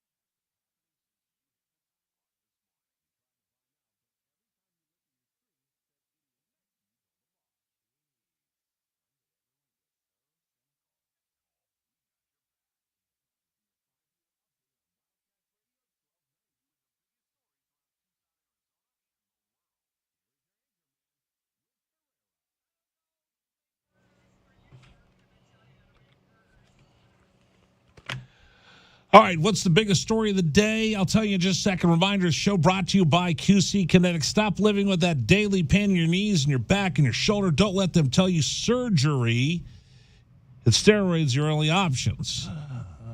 You have another option. They can give you lasting results. It's called QC Kinetics. You got to call them today. So many people here in Tucson are pain-free. Now, thanks to the natural biologic treatments at QC Kinetics, the local medical professionals at QC Kinetics are helping people with regenerative medicine using powerful healing properties from your own body, restoring, repairing damaged joint tissue. Imagine living life without nagging chronic pain, with no drugs, no downtime, and no surgery. Call QC Kinetics now for a free consultation. 2 locations here, Academy and Orange Grove. If joint pain is keeping you from work or play, you need to discover the power of natural biologic treatments. Call QC Kinetics, 520-497-4955. That's 520-497-4955. QC Kinetics, Academy and Orange Grove, 520-497-4955. All right. Big stories of the day. First of all, I think this is my biggest story of the day. This, to me, is the biggest story with the most lasting, I think the biggest footprint of all of them. I'm not talking about Footprint Arena, which should be, well, they should probably name the arena up in Phoenix after the Game 7 debacle on Sunday. What can they name it? The Luka Doncic footprint. We'll get to the Suns in just a second. The biggest story, I think, is the Pac-12 has finally rid themselves of Larry Scott's legacy. At least they're beginning to. The Pac-12, folks, was instrumental in saying, you know what? We need to do something because we haven't played in the college football championship, college football playoffs. We're not producing. We're not doing anything when it comes to football. Larry Scott, his intentions were great, and his big thing was, I want to win the Sears Cup. Listen, I'm excited about Arizona men's golf. I was excited about Arizona women's tennis. I was excited about swimming and diving. I'm excited about all the sports over here. But the sport that moves the needle is football. And Mike Andrea has told me this since the day I met him. How do I support Arizona softball? By buying a season ticket to Arizona football. Football is the economic engine that drives the athletic departments. Larry Scott never figured that out. He didn't figure a lot of things out, including, hey, we have a budget. Why? Because we shouldn't just spend money like drunken sailors on shore leave. Well, that's okay. I'm going to build myself the biggest palace I can in San Francisco. He did things like, he tried, but he just didn't get it. And one of those is, listen, you want to win the Sears Cup. That's great. You want to have overall excellence across the board. But you got to remember, the big dog that pays the bill for everybody around here is football. And he just didn't invest in making sure Pac-12 football was going to be important. And we've seen the slide of this conference. We've seen the slide of Oregon, USC, and all the glamour programs that are just kind of meh. So today, the Pac-12 announces they were the front runner in this. Merton Hanks. I got to get Merton Hanks to come on the program. I covered him when he was at the 49ers. Merton Hanks is the director of football operations for the Pac-12. And he has helped spearhead this to uncouple the Pac-12 championships and all the championships between the divisions. And you see this in the SEC. Sometimes, yeah, great, I got Alabama, Georgia, both of them right there. Sometimes I'm going to get Alabama taking on somebody who's not even ranked in the top 10. And if they were to upset Alabama, boom, my chance for Alabama to go to the national championship in the college football playoff, done. Same thing out here. So at least the commissioner is doing something proactive to try to get our football programs back on the right spot. So for that, I applaud you, George Kliavkoff. Other big stories. I'm going to tell you this. We had Jim Anderson on a little bit earlier. We're going to put that up on the website, right? And we'll put that out on Facebook. You should follow us on Facebook because we put out all the interviews from the program. We'll put it out today. We caught up with Jim Anderson. They won the Texas A&M Bryant Regional. They're going on to the championship in Scottsdale next weekend. So hats off to Arizona Golf. What was that? Hip, hip, hooray for Arizona Golf. I like that. That's good. Hey, that was pretty good, Dragon Ball. So hats off to Arizona, the golf team, for coming back. Monster win. Won the whole thing down in Texas. They move on to next week's National Championships at Greyhawk. And that's going to be an exciting weekend because you're going to have Arizona men's golf up there. And you'll have Arizona baseball up there at the same time. Arizona baseball up there at the same time. So we're going to take over the town. You know what? I feel, I can't go, Dragon Ball. Why can't you go? Because I'm going out of town. Oh, that's right. I'm going on vacation.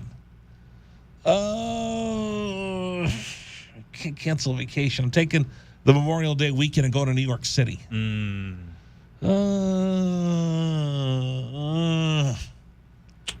I know. When I saw the dates not line up for me, I'm like, But I'm going to go to New York City I'm going to go see my son over Memorial Day weekend. It's Memorial Day weekend in New York is also Fleet Week. So the Navy's in town in New York. So I don't know if I'm going to get back in one piece. But we know, who've been listening to the show for a while, it's kind of like a background thing for why you're going. You're going just because you want to go see Maverick. Well, that's it. I'm going to take. In fact, he was texting me. He goes, because you could get sneak previews to see Maverick beginning on Tuesday. Oh, wow. So I was like, maybe I'll go and won't tell him. My wife said, you can't do that. I said, well, wait. All right, let me text him. Wait, so this would be sneak previews of Maverick on Tuesday in New York? No, here in town. Oh, here in town. Okay. Here in town, there's several theaters that are doing, but they're doing it in the big. You wouldn't go because you're cheap. Yeah, the $18, $25 seats, where the seats move, and it's like you're wearing VR glasses. I don't like that. Just let the seats stand still. Oh no, I've done those before. It's pretty cool. No. And you could see it. So I just text him like, "Hey, buddy, how you doing, pal? What would you say if I went and saw a sneak preview?" He goes, "Is this for the radio station?" I said, "No, I could just buy the ticket." He goes, "You could go, but don't tell me." And I said, "Okay." And he goes, "But it would be a jerk move." So I'm like, he's not right. Wrong. I know, so I won't go. The other big thing that I'm thinking about, the big story of the day, the Dubs ready to roll tonight. Let's go, Steve Kerr. Last game, 4. Curry, a deep one. 2. Hoping for a lot of that tonight, I'd imagine. There you go. We'll see what happens. Dubs looking to go to the NBA Finals with a heavy Arizona Wildcat presence. Steve Kerr will be back on the bench tonight for the Dubs. Those are my big stories of the day. Coming up, Wildcat Rewind. After Dragon Ball has a sports update for you, there's a lot of news about the PGA Championship. They tee off tomorrow. Phil Mickelson won't be there. Why? Because a book that's come out, written by a guest that we had on the program, that's our Rewind coming up next here on 1290.